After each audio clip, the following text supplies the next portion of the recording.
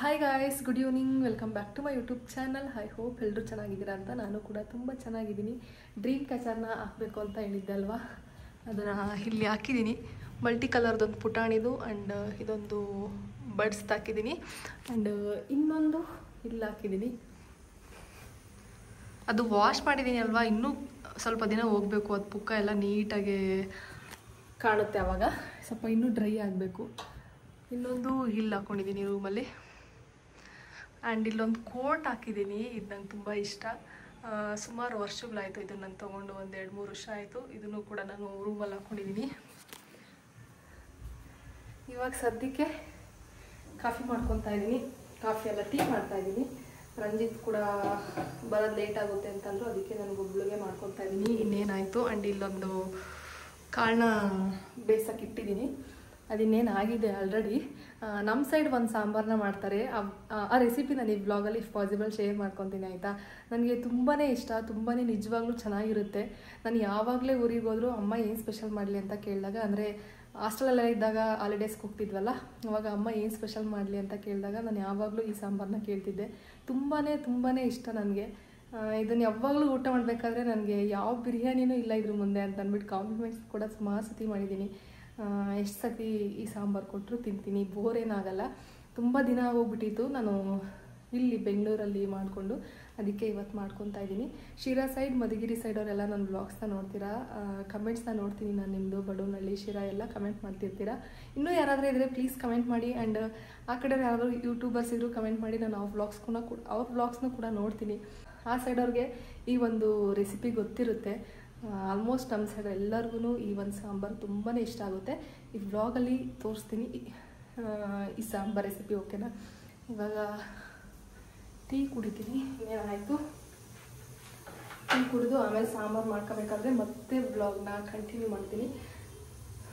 ಆ ಸಾಂಬಾರು ಮಾಡೋಕ್ಕೆ ಏನೇನು ಇಂಗ್ರೀಡಿಯೆಂಟ್ ಬೇಕೋ ಅದೆಲ್ಲ ರೆಡಿ ಮಾಡ್ಕೊಂಡಿದ್ದೀನಿ. ಕಾಳು ಜೊತೆಲೇ ನಾನು ಟೊಮೊಟೊ ಮತ್ತು 1-2 ಬದನೆಕಾಯಿನ ಬೇಯಿಸಿಟ್ಕೊಂಡಿದ್ದೆ. ಟೊಮೊಟೊ ಆ್ಯಕ್ಚುಲಿ ಇನ್ನೂ ಒಂದು ಬೇಕಿತ್ತು, ಒಂದಷ್ಟೇ ಇದ್ದಿದ್ದು, ಅದಕ್ಕೆ ಎಷ್ಟಿತ್ತೋ ಅಷ್ಟು ಹಾಕ್ಕೊಂಡು ಇಲ್ಲಿ ನಾನು 1 ಟೊಮೊಟೊ ತೊಗೊಂಡಿದ್ದೀನಿ ಆ್ಯಂಡ್ 2 ಪುಟಾಣಿ ಬದನೆಕಾಯಿ ತೊಗೊಂಡಿದ್ದೀನಿ.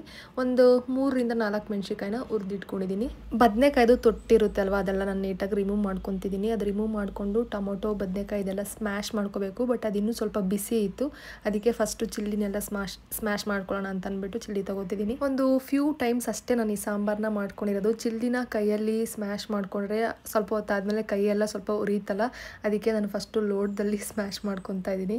ನನಗೂ ಈ ಟ್ರಿಕ್ ಗೊತ್ತಿರಲಿಲ್ಲ. ನಮ್ಮೂರಲ್ಲಿ ಒಬ್ಬರಿದ್ದಾರೆ, ಆವಕ್ಕ ಹೇಳ್ಕೊಟ್ಟಿದ್ದು. ಆವಕ್ಕ ಈ ಸಾಂಬಾರು ಮಾಡಬೇಕಾದ್ರೆ ನಾನು ನೋಡ್ಕೊಂಡಿದ್ದೆ, ಆವಾಗಲಿಂದ ಈ ಮೆಥಡ್ನ ಫಾಲೋ ಮಾಡ್ತಾಯಿದ್ದೀನಿ. ಇವಾಗ ಅಮ್ಮವ್ರಿಗೆಲ್ಲ ತುಂಬ ಎಕ್ಸ್ಪೀರಿಯೆನ್ಸ್ ಇರುತ್ತೆ, ಅವರು ಈ ಸಾಂಬಾರೆಲ್ಲ ತುಂಬಾ ಚೆನ್ನಾಗಿ ಮಾಡ್ತಾರೆ. ಅವರು ಯೂಶ್ವಲಿ ಕೈಯಲ್ಲೇ ಎಲ್ಲನೂ ಸ್ಮ್ಯಾಶ್ ಮಾಡ್ಕೊತಾರೆ. ಅವ್ರಿಗೆ ಅಭ್ಯಾಸ ಇರುತ್ತಲ್ಲ, ಅವ್ರಿಗೆ ಏನು ಅನಿಸಲ್ಲ. ಬಟ್ ನಮಗೆ ಅಭ್ಯಾಸ ಇರಲ್ಲ. ನಾನೊಂದು 4-5 ಟೈಮ್ಸ್ ಅಷ್ಟೇ ಈ ಸಾಂಬಾರನ್ನ ಮಾಡ್ಕೊಂಡಿರೋದು, ಅದಕ್ಕೆ ನಾನು ಲೋಟನ ಯೂಸ್ ಮಾಡಿಕೊಂಡು ಸ್ಮ್ಯಾಶ್ ಮಾಡಿಕೊಂಡೆ. ಪ್ಲೀಸ್ ಡೋಂಟ್ ಮೈಂಡ್, ಯಾಕಂದರೆ ಸ್ಮ್ಯಾಶ್ ಮಾಡಬೇಕಾದ್ರೆ ಗ್ಲಾಸ್ನ ಯೂಸ್ ಮಾಡಿದ್ದಕ್ಕೆ. ಆ್ಯಂಡ್ ನನ್ನ ಸಬ್ಸ್ಕ್ರೈಬರ್ಸ್ಗೆ ಕೆಲವೊಬ್ರಿಗೆ ಈ ಸಾಂಬಾರು ರೆಸಿಪಿ ಗೊತ್ತಿರಲ್ಲ. ನಮ್ಮ ಸೈಡವ್ರಿಗೆಲ್ಲ ಆಲ್ಮೋಸ್ಟ್ ಎಲ್ರಿಗೂ ಗೊತ್ತು. ಕೆಲವೊಬ್ಬರು ಬೇರೆ ಸೈಡವರು ನನ್ನ ವ್ಲಾಗ್ಸ್ನ ನೋಡ್ತಿರ್ತೀರ, ಅವ್ರಿಗೆ ಗೊತ್ತಿರಲ್ಲ. ನನ್ನ ಫೇವ್ರೇಟ್ ಸಾಂಬಾರನ್ನ ಐ ಥಾಟ್ ಶೇರ್ ಮಾಡ್ಕೋಬೇಕು ಅಂತ ಅನ್ನಿಸ್ತು, ಅದಕ್ಕೆ ನಾನು ಶೇರ್ ಮಾಡ್ಕೊತಾ ಇದ್ದೀನಿ. ನೆಕ್ಸ್ಟು ಬೆಳ್ಳುಳ್ಳಿ ಎಲ್ಲ ನೀಟಾಗಿ ಸ್ಮ್ಯಾಶ್ ಮಾಡ್ಕೊತಿದ್ದೀನಿ. ಆ್ಯಕ್ಚುಲಿ ಈ ಸಾಂಬಾರಲ್ಲಿ ಬೆಳ್ಳುಳ್ಳಿ ಸ್ಮ್ಯಾಶ್ ಮಾಡಿದ ತಕ್ಷಣ ಒಂದೊಳ್ಳೆ ಫ್ಲೇವರ್ ಬರುತ್ತೆ. ಬೆಳ್ಳುಳ್ಳಿ ಮತ್ತು ಚಿಲ್ಲಿ ಎಲ್ಲ ನೀಟಾಗಿ ಸ್ಮ್ಯಾಶ್ ಮಾಡ್ಕೊಳ್ಳೋ ಅಷ್ಟೊತ್ತಿಗೆ ಬದನೆಕಾಯಿ ಮತ್ತು ಟೊಮೊಟೊ ಬಿಸಿ ಇತ್ತಲ್ಲ, ಅದು ತಣ್ಣಗಾಗಿತ್ತು. ಅದನ್ನು ನಾನು ಇಲ್ಲಿ ಸ್ಮ್ಯಾಶ್ ಮಾಡ್ಕೊತಿದ್ದೀನಿ. ಆ್ಯಕ್ಚುಲಿ ಇದು ನನಗಿಂತ ಎಕ್ಸ್ಪೀರಿಯೆನ್ಸ್ ಇರೋರಿಗೆ ತುಂಬ ಚೆನ್ನಾಗಿ ಬರುತ್ತೆ ಈ ಸಾಂಬಾರು. ಅಂದರೆ ಅದು ಕ್ಯೂಚೋದಕ್ಕೆ ನಮಗೆ ಅಷ್ಟು ನೀಟಾಗಿ ಬರೋಲ್ಲ. ಇನ್ನೂ ಎಷ್ಟು ನೀಟಾಗಿ ಕ್ಯೂಚ್ತಾರೆ ಗೊತ್ತಾ. ಅಮ್ಮ ತುಂಬ ಚೆನ್ನಾಗೇ ಮಾಡ್ತಾರೆ. ನನಗೆ ಮೋಸ್ಟ್ ಫೇವ್ರೇಟ್ ಸಾಂಬಾರು. ಇದಕ್ಕೆ ನನಗೆ ಮುದ್ದೆ ಇರಬೇಕು. ಮುದ್ದೆ ಆದ್ರೂ ಚೆನ್ನಾಗಿರುತ್ತೆ, ರೈಸ್ ಆದ್ರೂ ಚೆನ್ನಾಗಿರುತ್ತೆ. ಬಟ್ ನನಗೆ ಮುದ್ದೆ ತುಂಬ ಇಷ್ಟ ಈ ಸಾಂಬಾರು ಜೊತೆಲಿ. ಚಿಲ್ಲಿ ಲಾಸ್ಟಲ್ಲಿ ಸ್ಮ್ಯಾಶ್ ಮಾಡ್ಕೊಳ್ಳಿ, ಚೆನ್ನಾಗಿರುತ್ತೆ. ನಾನು ಇಲ್ಲಿ ಟೊಮೊಟೊ ಬದನೆಕಾಯಿ ಎಲ್ಲ ಬಿಸಿ ಇತ್ತಲ್ಲ ಅಂತ ಅಂದ್ಬಿಟ್ಟು ಫಸ್ಟ್ ಏನೇ ಸ್ಮ್ಯಾಶ್ ಮಾಡಿಕೊಂಡೆ.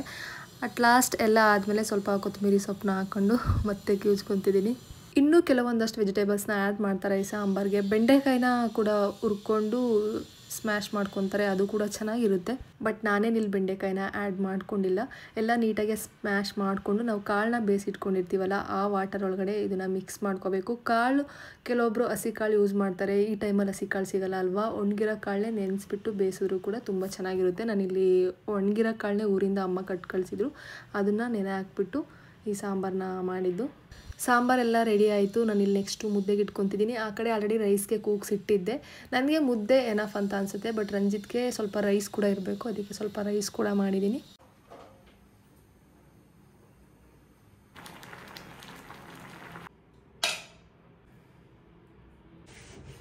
ಸೊ ಗೈಸ್, ನೆಕ್ಸ್ಟ್ ಡೇಯಿಂದ ನಾನು ವ್ಲಾಗ್ನ ಮತ್ತೆ ಕಂಟಿನ್ಯೂ ಮಾಡ್ತಾ ಇದ್ದೀನಿ. ನಿನ್ನೆ ನೈಟ್ ಊಟ ಮಾಡಿಬಿಟ್ಟು ಮಲ್ಕೊಂಬಿಟ್ವಿ, ಮತ್ತು ನಾನೇನು ವ್ಲಾಗ್ನ ಕಂಟಿನ್ಯೂ ಮಾಡಲಿಲ್ಲ. ಇವತ್ತು ರಂಜಿತ್ಗೆ ವೀಕ್ ಆಫ್ ಇದೆ, ಅದಕ್ಕೆ ಅವರು ಇಲ್ಲೇ ನಿಯರ್ ಬೈ ಒಬ್ಬರು ಫ್ರೆಂಡ್ ಮನೆ ಹತ್ರ ಏನೋ ಮಟನ್ ಊಟಕ್ಕೆ ಅಂದರೆ ದೇವ್ರು ಮಾಡ್ತಾಯಿದ್ರು, ಅದಕ್ಕೆ ಹೋಗಿದ್ದಾರೆ. ನನ್ನೂ ಕರೆದ್ರು, ಬಟ್ ಇನ್ನೇನು ನಾನು ಫ್ರೆಶ್ ಅಪ್ ಆಗಿ ಹೋಗೋದು ಲೇಟ್ ಆಗುತ್ತೆ, ಟೈಮ್ ಕೂಡ ಇರಲಿಲ್ಲ ಅಂತ ಅಂದ್ಬಿಟ್ಟು ನೀವೇ ಹೋಗ್ಬಿಟ್ಟು ಬನ್ನಿ ಅಂತ ಹೇಳಿದೆ. ಇನ್ನೇನು ಬರ್ತಾರೆ ಅವರು, ನಾನು 5-10 ಮಿನಿಟ್ಸಲ್ಲಿ ಬರ್ತಿದ್ದೀನಿ ಅಂತ ಅಂದರು. ಏನಂತಂದರೆ ಸುಮಾರು ಜನ ನಮ್ಮದು ಮನೆ ಡೀಟೇಲ್ಸ್ ಕೇಳ್ತಿದ್ದೀರಾ, ರೆಂಟ್ ಎಷ್ಟು, ಯಾವ ಏರಿಯಾದಲ್ಲಿರೋದು, ನಾವು ಕೂಡ ಮನೆ ಹುಡುಕ್ತಿದ್ದೀವಿ, ಕಂಪ್ಲೀಟಾಗಿ ಡೀಟೇಲ್ಸ್ನ ಶೇರ್ ಮಾಡಿ, ನಮಗೂ ಹೆಲ್ಪ್ ಆಗುತ್ತೆ ಅಂತ. ಸೊ ಈ ಒಂದು ವ್ಲಾಗಲ್ಲಿ ನಾನು ಎಲ್ಲದ್ರದ್ದು ಡೀಟೇಲ್ಸ್ ಶೇರ್ ಮಾಡ್ತೀನಿ. ಕಮೆಂಟ್ಸಲ್ಲೇ ರಿಪ್ಲೈ ಮಾಡಿದ್ರೆ ಕೆಲವೊಬ್ಬರು ನೋಡ್ತಾರೆ, ಕೆಲವೊಬ್ಬರು ನೋಡಲ್ಲ. ಆ್ಯಂಡ್ ಅದನ್ನು ಕಂಪ್ಲೀಟಾಗಿ ನಾವು ವ್ಲಾಗ್ಗಳಲ್ಲಿ ಅಂದರೆ ಕಮೆಂಟ್ಸ್ಗಳಲ್ಲಿ ಹೇಳೋಕ್ಕೂ ಆಗಲ್ಲ. ವ್ಲಾಗಲ್ಲಾದರೆ ಕಂಪ್ಲೀಟಾಗಿ ನಿಮಗೆ ಅರ್ಥ ಆಗೋ ಥರ ಹೇಳ್ಬೋದು, ಅದಕ್ಕೆ ನಾನು ವ್ಲಾಗಲ್ಲೇ ಆನ್ಸರ್ ಮಾಡೋಣ ಅಂತ ಅಂದ್ಬಿಟ್ಟು ಅದನ್ನು ಓಡಲ್ಲಿ ಇಟ್ಟಿದ್ದೆ. ಇವಾಗ ರಂಜಿತ್ ಬಂದ ಮೇಲೆ ಅವ್ರ ಹತ್ರನೇ ಎಲ್ಲ ಕೇಳ್ತೀನಿ ಡೀಟೇಲ್ಸ್. ಎಕ್ಸಾಕ್ಟ್ ಏರಿಯಾ ಹೇಳೋಕ್ಕಾಗಲ್ಲ ನಾವು ವ್ಲಾಗಲ್ಲಿ, ಬಟ್ ನಿಯರ್ ಬೈ ಇರುತ್ತೆ ಅಲ್ವ, ಸರೌಂಡಿಂಗಲ್ಲಿ ಇದ್ದೀವಿ ಅಂತ ಅಂದ್ಬಿಟ್ಟು ಹೇಳ್ಬೋದು ಅಷ್ಟೇ. ಹೇಳ್ತೀನಿ ಈ ವ್ಲಾಗಲ್ಲಿ ಎಲ್ಲ ನೀಟಾಗೆ. ಆ್ಯಂಡ್ ಈ ಮನೆಗೆ ಶಿಫ್ಟಾಗಿ ಆಲ್ಮೋಸ್ಟ್ ಒಂದು 20 ಡೇಸ್ ಆಯಿತು. ನಿಜವಾಗ್ಲೂ ನಮಗೆ ಹೊಸ ಮನೆಗೆ ಬಂದಿದ್ದೀವಿ, ಹೊಸ ಜಾಗದಲ್ಲಿದ್ದೀವಿ, ಅಡ್ಜಸ್ಟ್ ಆಗೋಕ್ಕೆ ಕೆಲವೊಬ್ರಿಗೆ ಟೈಮ್ ತೊಗೊಳುತ್ತೆ. ಹೊಸ ಪ್ಲೇಸ್ ಅಂದರೆ ನಮ್ಗೆ ಆ ಥರ ಏನೂ ಟೈಮೇ ತೊಗೊಳ್ಳಿಲ್ಲ. ವಿತಿನ್ 1 or 2 ಡೇಸಲ್ಲಿ ನಮ್ಗೆ ಅಲ್ಲೇ ಸೆಟ್ ಆಗಿಬಿಡ್ತು. ಇಲ್ಲಿನ ವಾತಾವರಣ ಆ ರೀತಿ ಇದೆ, ತುಂಬ ಇಷ್ಟ ಆಗುತ್ತೆ ನನಗೆ ಈ ಒಂದು ಸರೌಂಡಿಂಗಲ್ಲಿ. ಆ್ಯಂಡ್ ಮನೆಯೂ ಕೂಡ ತುಂಬ ಇಷ್ಟ ಆಯಿತು, ಅದಕ್ಕೆ ನಮಗೆ ಏನೂ ಟೈಮ್ ತೊಗೊಂಡಿಲ್ಲ. ತುಂಬ ಜನ ಮಾತಾಡಬೇಕಾದ್ರೆ ಅಂತ ಹೇಳ್ತೀರಾ ಅಂತ ಕಮೆಂಟ್ ಮಾಡ್ತೀರಾ, ಅದು ನನಗೆ ಅಭ್ಯಾಸ ಆಗಿಬಿಟ್ಟಿದೆ. ಕೆಲವೊಬ್ರಿಗೆ ಅಭ್ಯಾಸ ಆಗಿರುತ್ತೆ, ಕೆಲವೊಬ್ಬರು ಅಂಡ್ ಅಂತ ಯೂಸ್ ಮಾಡ್ತಾರೆ, ಕೆಲವೊಬ್ರು ಸೋ ಅಂತ ಯೂಸ್ ಮಾಡ್ತಾರೆ. ಈ ಥರ ವರ್ಡ್ಸ್ ಕೆಲವೊಬ್ರಿಗೆ ಯೂಸ್ ಆದರೆ ಅಭ್ಯಾಸ ಆಗಿಬಿಟ್ಟಿರುತ್ತೆ.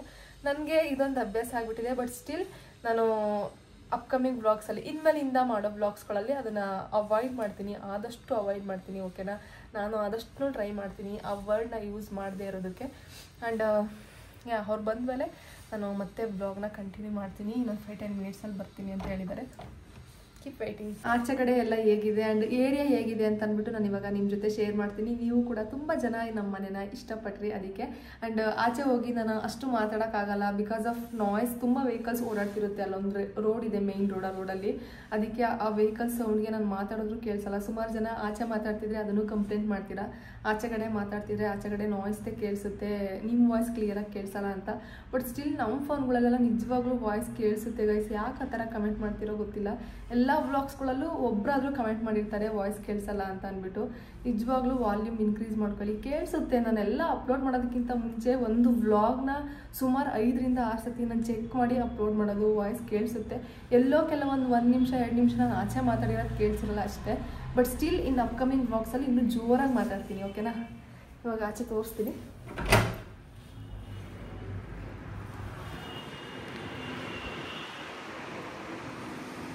ಇದು ನಮ್ಮ ಮನೆ ರೋಡ್.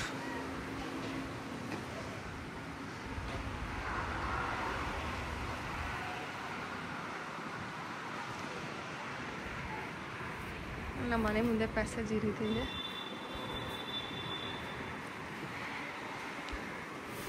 ಚಪ್ಪಲಿ ಸ್ಟ್ಯಾಂಡಲ್ಲಿ ಇಟ್ಟಿದ್ದೀನಿ.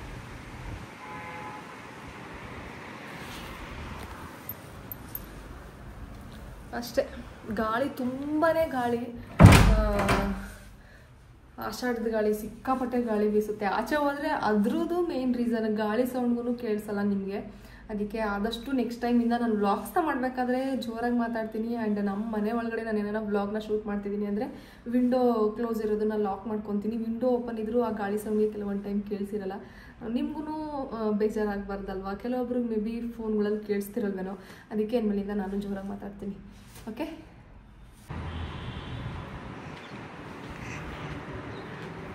ಹೊಟ್ಟೆ ತುಂಬ ಊಟ ಮಾಡ್ಕೊಂಡ್ರಾ? ಹಾಂ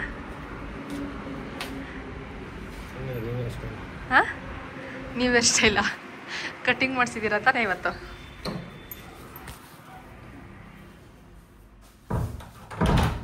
ಚೆನ್ನಾಗಿತ್ತಾ ಮಟನ್ ಊಟ? ಮಟನ್ ಊಟ ಅಂದ್ರೆ ಅವರು ಕುರಿ ಮಾಡಿಲ್ಲ, ನಾವು ತಿನ್ನಲ್ಲ. ಕುರಿ ಬಿಟ್ರೆ ಕುರಿನೇ ಅಲ್ವಾ ನೀವು ತಿನ್ನೋದು? ಬಟ್ ಅವ್ರು ಕುರಿ ಮಾಡಿಲ್ಲ. ಮತ್ತೇನು ಮಾಡಿದ್ರು? ಮೇಕೆ ಚಿಕನ್ ತಿನ್ಕೊಬಂದ್ರ? ನನಗೇನೋ ತಗೊಂಬಂದಿದ್ದೀರಾ? ಪಾನಿಪುರಿ ತಗೊಂಡಿದ್ದೀರಾ? ಯಾಕೆ ಪಾನಿಪುರಿ ತಗೊಂಡಿರೋದು?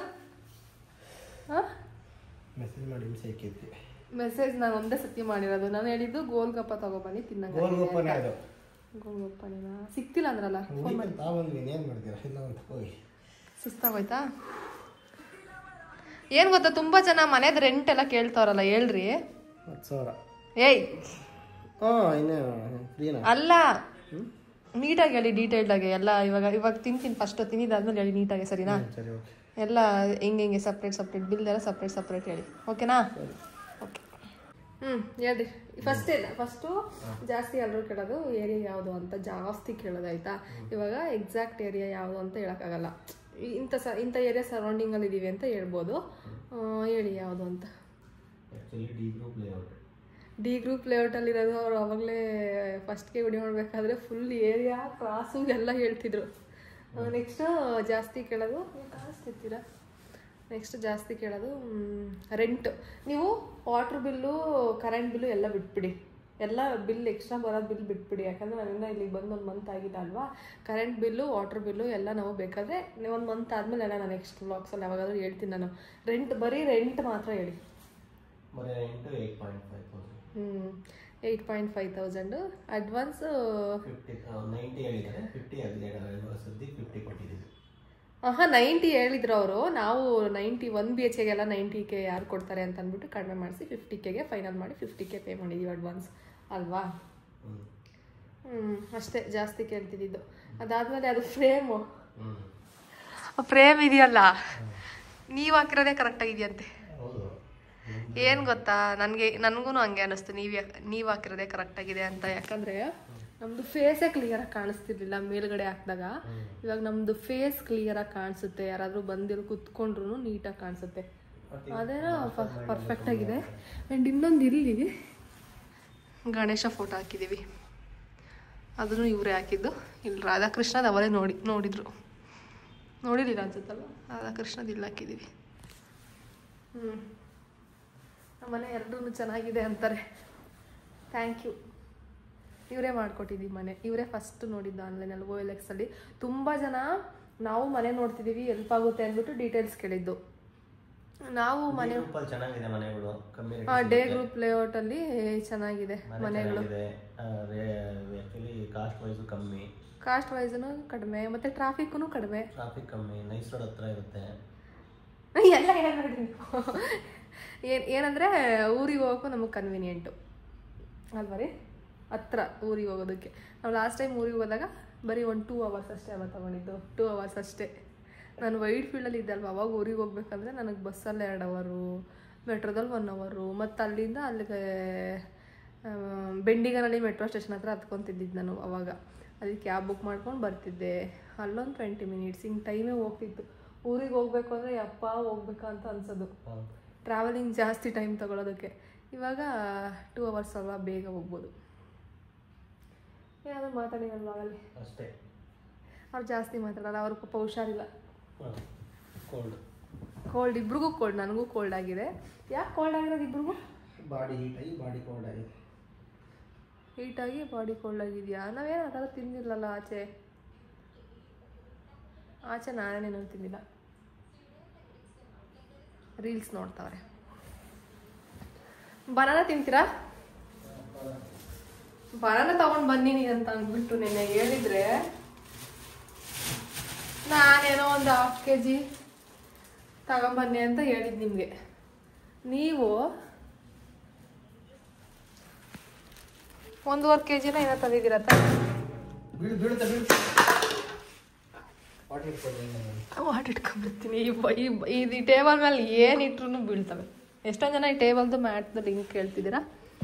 ಈ ವ್ಲಾಗಲ್ಲಿ ಡಿಸ್ಕ್ರಿಪ್ಷನಲ್ಲಿ ಹಾಕ್ತೀನಿ. ನೀವೇನು ಬೇಡ, ಬನಾನಾ ಕೊಡಿ ಬನ್ನಿ ತಗೊಂಡು. ಒಂದು ಬನಾನಾ ತಕ್ಕೊಡಿ ನನಗೆ. ಚಿಕ್ಕದು ಬೇಡ, ದೊಡ್ಡದು. ನೀವೇನು ಕುಕ್ಕಿಂಗ್ ವ್ಲಾಗ್ಸ್ ಮಾಡ್ತೀರಾ? ಕುಕ್ಕಿಂಗ್ ವ್ಲಾಗ್ಸ್ನ ನೋಡ್ತಿದ್ದೀರಲ್ವ? ನೋಡೋದು ನಂಗೆ ಶೇರ್ ಮಾಡೋದು, ನೀನು ಮಾಡಿಕೊಡೋ ಅನ್ನೋದಲ್ವ? ಹೌದಾ? ನೋಡಿ ನಿಮ್ಗಿದು ನೆನ್ನೆ ಸ್ವಲ್ಪ ಕಾಯಿ ಅನ್ನಿಸ್ತಿತ್ತು, ಇವಾಗ ಅದು ಹಣ್ಣಾಗಿದೆ. ಏನಾದರೂ ಆಚೆ ಹೋಗ್ತೀರಾ? ಇಲ್ಲ. ಆಚೆ ಅವ್ರೋಗಿ ಬರೋದಷ್ಟೇ, ನಮ್ಮ ಮಾತ್ರ ಕರ್ಕೊಂಡಲ್ಲ ಅಲ್ವಾ? ಒಬ್ಬಳೇ ಮಾತಾಡ್ಬೇಕಪ್ಪ. ಮಾತಾಡ್ರಿ ಏನಾದರೂ ಸ್ವಲ್ಪ ವ್ಲಾಗ್ ಏನು ಮಾಡೋಣ. ಓಯ್ ರಂಜಿತ್ ಕುಮಾರ್, ಏನಾದರೂ ಮಾತಾಡ್ರಿ. ಬನಾನ ತಿನ್ನಿ ಎದ್ದಳ್ರಿ, ಅದ್ರದ್ದು ವಾಯ್ಸ್ ಕೇಳಿಸ್ತಿರುತ್ತೆ ರೀಲ್ಸ್ದು. ಅದು ಮ್ಯೂಟ್ ಮಾಡಿ ಫಸ್ಟು. ನನ್ನ ವಾಯ್ಸೇ ಕೇಳಿಸಲ್ಲ ಅಂತಾರೆ, ಇನ್ನು ಅದ್ರಾಗ ಆ ವಾಯ್ಸ್ ಬೇರೆನಾ?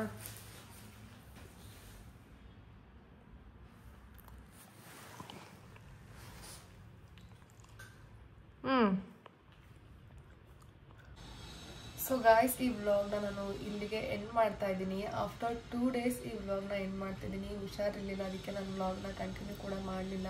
ಪ್ಲೀಸ್ ಏನು ಅಂದ್ಕೋಬೇಡಿ. ಐ ಹೋಪ್ ಈ ವ್ಲಾಗ್ ನಿಮಗೆ ಇಷ್ಟ ಆಯಿತು ಅಂತ. ಸುಮಾರು ಜನ ಏರಿಯಾ ಯಾವುದು ಅಂತ ಕೇಳ್ತಾನೆ ಇದ್ರಿ. ಇನ್ನೇನು ಸ್ವಲ್ಪ ದಿನ ಹೋಗಿದ್ರೆ ಬೈದೇ ಬಿಡ್ತೀವಿ ಅನಿಸುತ್ತೆ. ಅದಕ್ಕೆ ಈ ವ್ಲಾಗಲ್ಲಿ ಆನ್ಸರ್ ಮಾಡಿದ್ದೀವಿ. ನಾವು ರೆಂಟ್ ಕೂಡ ಹೇಳಿದ್ದೀವಿ. 8.5K rent and water bill, current bill. ನಮಗಿನ್ನೂ 1 month ಕಂಪ್ಲೀಟ್ ಆಗಿಲ್ಲಲ್ವ, ಗೊತ್ತಿಲ್ಲ, ನೋಡೋಣ. 1 month ಆದಮೇಲೆ ನಮ್ಗೆ ಆ ಬಿಲ್ಸ್ ಬಂದಾಗ ಬೇಕಾದರೆ ಅಪ್ಕಮಿಂಗ್ ಯಾವುದಾದ್ರೂ ವ್ಲಾಗ್ಸಲ್ಲಿ ಶೇರ್ ಮಾಡ್ತೀನಿ, ಓಕೆನಾ?